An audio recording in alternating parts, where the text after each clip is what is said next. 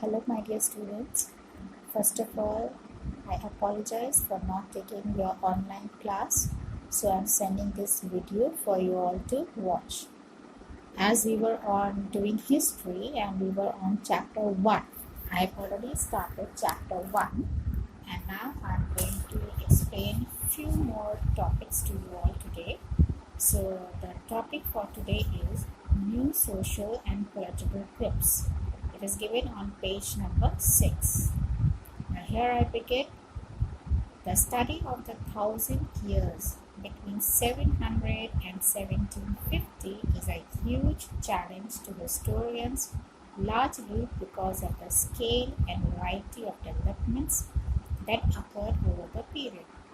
So here it means that between the year 700 to 1750, the historians, they had to study a wide variety of developments that occurred during this period.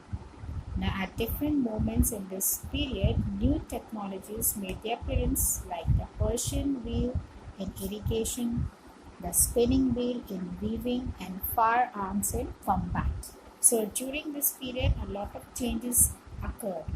And this was a period when a lot of changes came in the technologies, like the Persian wheel in irrigation, then the spinning wheel in weaving, and firearms in combat. Firearm means weapons which are used in combat, means battles.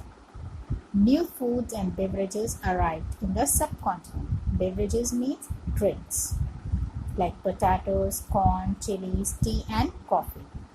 Now remember that all these innovations, new technologies, and crops came along with people who brought their ideas with them as well.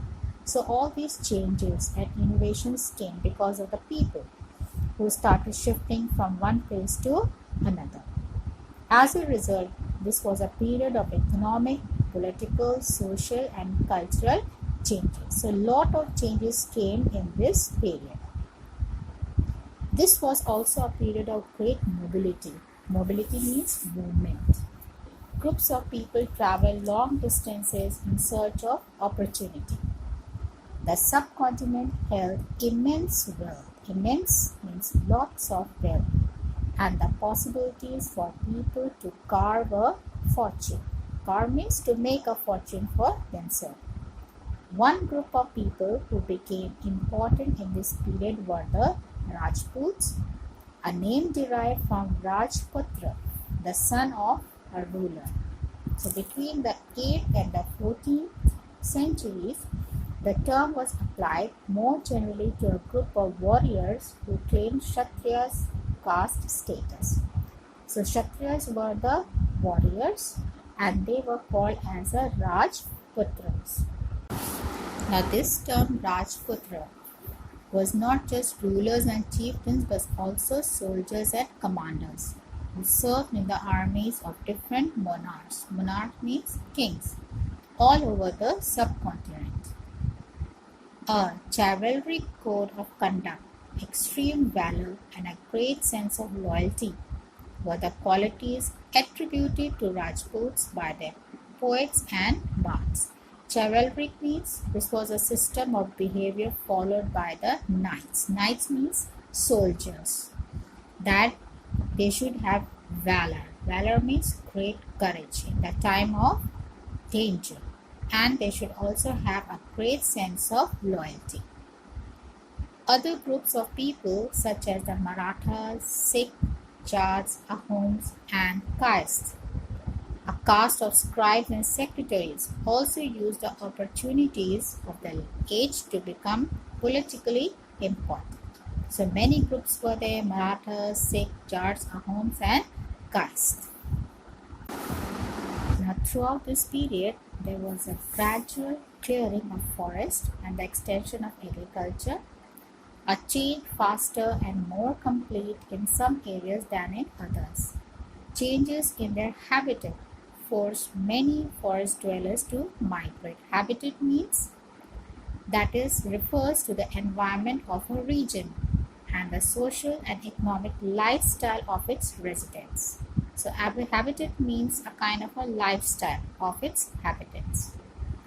Others started tilling the land and became peasants. Peasants means farmers.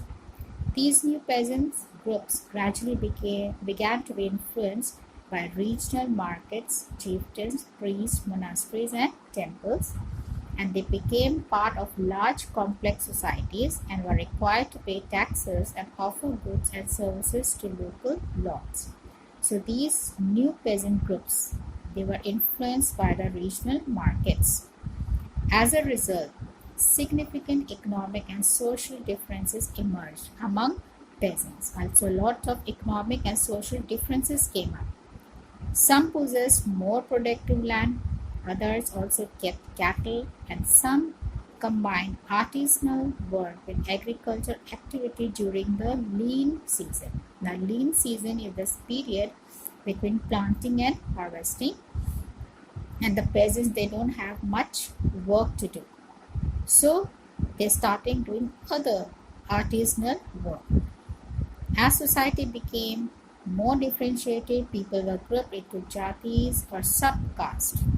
Now these jatis, they framed their own rules and regulations to manage the conduct of their members. Now these regulations were enforced by an assembly of elders described in some areas as the Jati Panchayat. So these regulations and rules for the people were enforced by the Jati Panchayat. But Jatis were also required to follow the rules of their villages. Several villages were governed by a chieftain. Together, they were only one small unit of a state. So here, my dear students, I just end up this page, and next class will be online. Till then, you please read these pages and be prepared for your next class. Goodbye and God bless you.